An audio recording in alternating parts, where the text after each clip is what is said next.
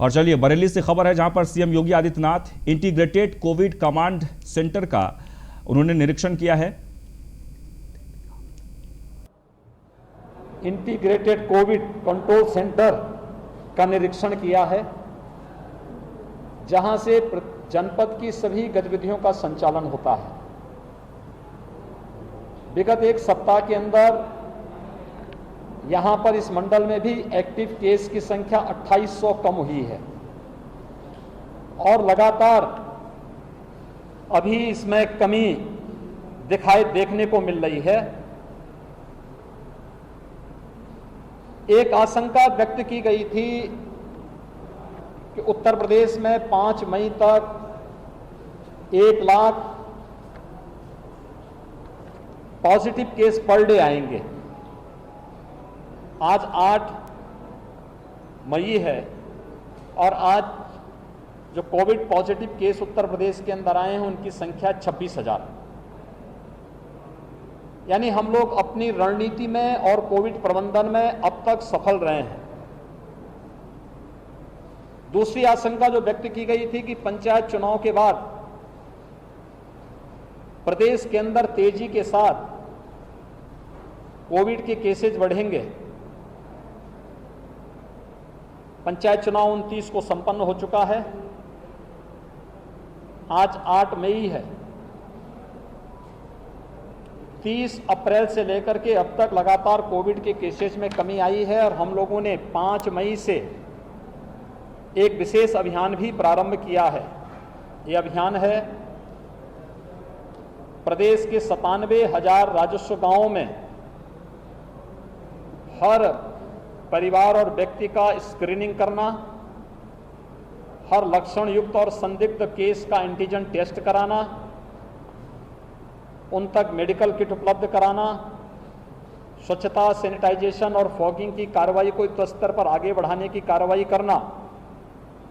और ये कार्यक्रम हमारा प्रारंभ हो चुका है। प्रदेश के अंदर वर्तमान में 72,000 निगरानी समितियां, जिनमें 60,000 निगरानी समिति ग्रामीण क्षेत्र में और 12,000 निगरानी समितियां शहरी क्षेत्रों में वर्तमान में प्रदेश के अंदर कोरोना के बारे में जागरूकता और वहां पर स्क्रीनिंग के इस कार्य के साथ जुड़ी हुई हैं। निगरानी समितियों को हम लोगों ने ये जिम्मेदारी भी दी है कि हर लक्षण युक्त व्यक्ति को, हर कोरोना पॉजिटिव के जिसमें लक्षण हो या फिर रिपोर्ट पॉजिटिव आने के पहले ही लक्षण युक्त व्यक्ति को या संदिग्ध व्यक्ति को मेडिकल किट भी उपलब्ध करवाना और उनकी सूची लेकर के जिले के अंदर इंटीग्रेटेड कोविड कमांड सेंटर में उपलब्ध कराना, जिससे उन लोगों को वहां पर उचित चिकित्सीय सलाह दी जा सके टेली कंसल्टेशन के माध्यम से।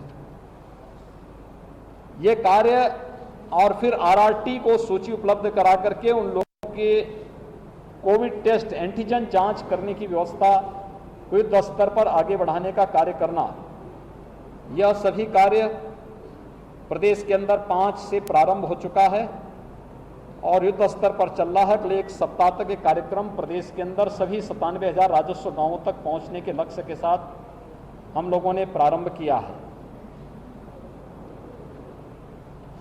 ये एक महामारी है और महामारी में पहली जब वेव आई थी तो पहली वेव में प्रदेश के अंदर ऑक्सीजन की जो कुल आपूर्ति थी, उस आपूर्ति से कई ज्यादा वर्तमान में हम लोग ऑक्सीजन की आपूर्ति करवा रहे हैं, क्योंकि हमारे पास पहले ऑक्सीजन आपूर्ति के यहाँ पे ऑक्सीजन सेपरेटर यूनिट थे।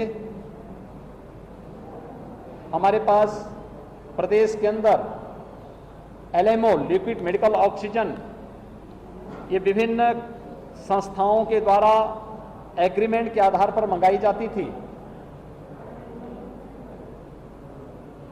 लेकिन जब एक क्राइसिस हुई तो इसमें, क्योंकि पहले किसी हॉस्पिटल में हम लोग देखते थे कि अगर 500 बेड का हॉस्पिटल है तो उसमें 20-30 बेड का आईसीयू होता था, बामुश्किल 30 से 35 लोगों को ऑक्सीजन की आवश्यकता होती थी। लेकिन आज इसके ठीक विपरीत हो गया है। अगर 500 बेड का हॉस्पिटल है तो हर व्यक्ति को ऑक्सीजन की आवश्यकता है, उसमें वेंटिलेटर की भी ज़्यादातर को आवश्यकता है, एचएफएनसी जिसमें बहुत ज़्यादा ऑक्सीजन लग रहा है उसकी आवश्यकता है। तो ऑक्सीजन की मांग कई गुना बढ़ने के कारण उसकी आपूर्ति उन सभी क्षेत्रों में करने के लिए हम लोगों ने कई प्लानिंग की और मैं आभारी हूं आदरणीय प्रधानमंत्री जी का और भारत सरकार का, जिन्होंने ऑक्सीजन की आपूर्ति में हमें मदद की, जिसमें एयरफोर्स के जहाज के माध्यम से खाली टैंकर को यहां से उन स्थलों तक पहुंचाने में मदद करना, चाहे वो जमशेदपुर हो, चाहे जामनगर हो, चाहे बोकारो हो, उन सभी क्षेत्रों में पहुंचाने में योगदान देना और वहां से स्पेशल ऑक्सीजन ट्रेन चलाना। हम लोगों ने बरेली मुरादाबाद मंडल के लिए, जहां पे पहले आसानी से यहां की कम खपत के अनुरूप ऑक्सीजन की आपूर्ति काशीपुर से हो जाता था। अधिकारियों से बात करते हुए और ये बताते हुए कि किस तरीके से ऑक्सीजन की सप्लाई को लेकर कार्य किया जा रहा है।